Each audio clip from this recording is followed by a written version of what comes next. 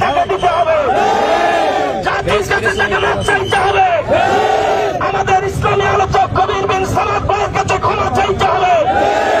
আগামীতে বাংলা এই সাতক্ষীরা জেলা সহ গোটা বাংলাদেশে আর কোন ইমাম বা কোন বক্তা কোন খতিবের বিরুদ্ধে কোন জালেম বা জালেমের দখল যেন এরকম দুঃসাহস না হয়।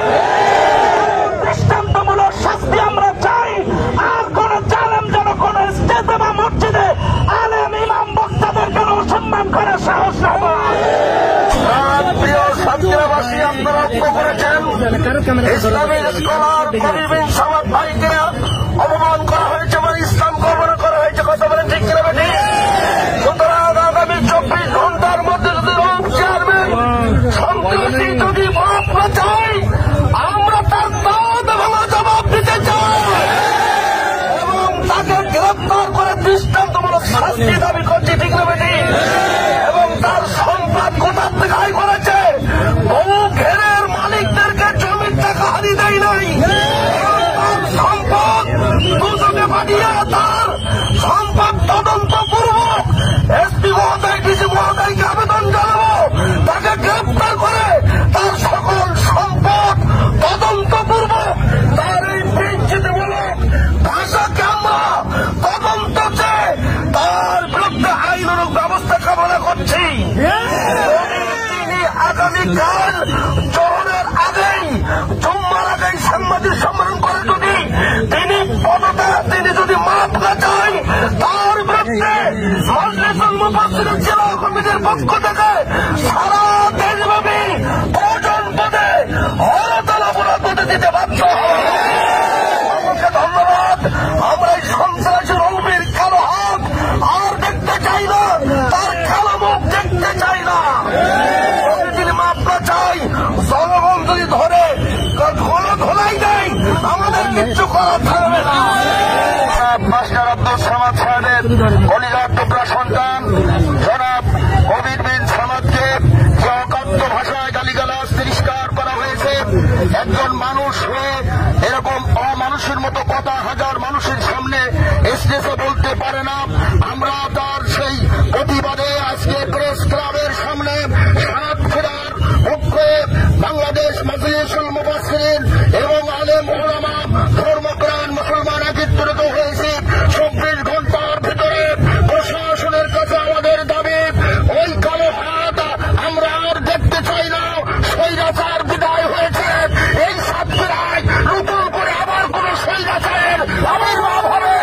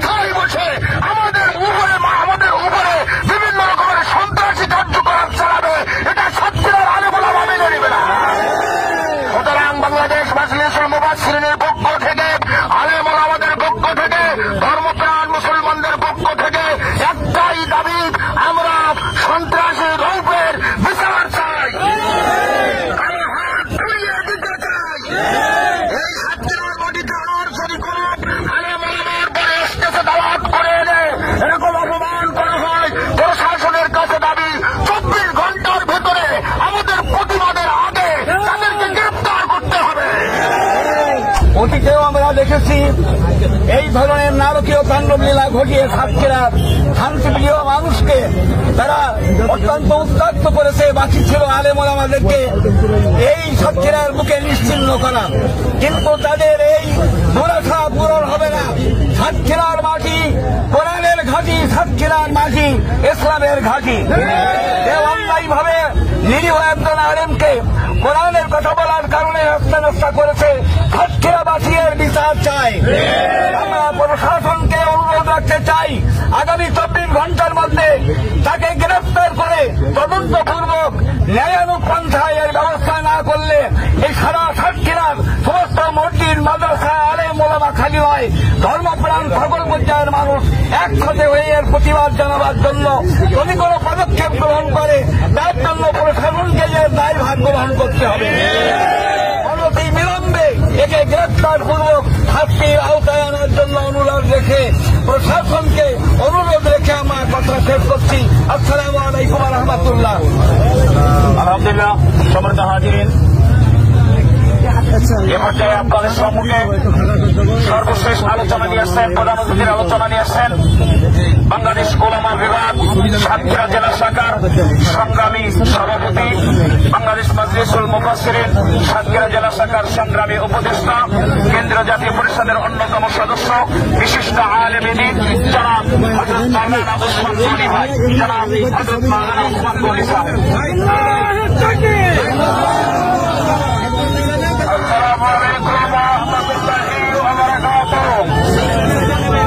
সম্মানিত আজকে অতি দুঃখের সঙ্গে একটি কথা বলতে হয়, সবাই বলে যার যা সবার ধনে কখনো যায়, ধনের ছেলেরা ঢোল না থাকলে সে পেটটা যায়। এই আব্দুর রব সাহেব, যার নাম উচ্চারণ করতে আমাদের ঘৃণা লাগে, 2006 সালের 23শে মার্চ আলেম ওলামার বিদ্বেষে কথা বলেছিল।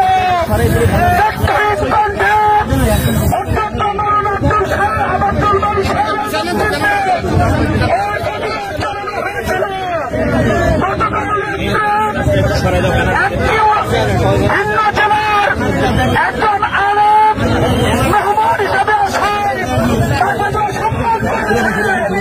আমরা মনে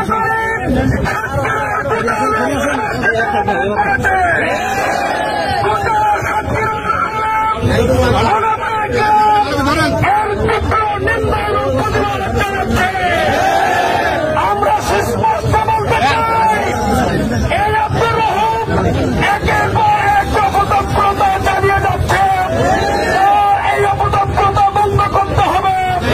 প্রশাসনের দৃষ্টি আকর্ষণ করতে চাই, মানুষ জেলা প্রশাসন আপনি অবশ্যই এ বিষয়টি উপলব্ধি করেছেন। এদেশের তদক ছাত্রের গোটা ওলামায়ে কেরাম এর বিরুদ্ধে অবস্থান করেছে। যদি আপনি এর ব্যবস্থা গ্রহণ না করেন, আমরা ওলামায়ে কেরাম বাংলাদেশ মাজলিসুল মুফাসসিরিনের নেতৃত্বে আপনার দপ্তরে এর সঠিক বিচার কামনা করছি। এর দৃষ্টান্তমূলক শাস্তি যদি না নেন, যদি কোন আইনানুগ ব্যবস্থা গ্রহণ না করেন, পরবর্তী প্রশাসনকে এই আলেম সমাজ দায়ী করবেন। আমি গোটা সাতক্ষীরার ওলামায়ে কেরাম সাতক্ষীরাবাসীকে আন্তরিকভাবে ধন্যবাদ জানাচ্ছি। আজকের এই প্রতিবাদ মানববন্ধনে একত্রিত হয়, সকলকে ধন্যবাদ।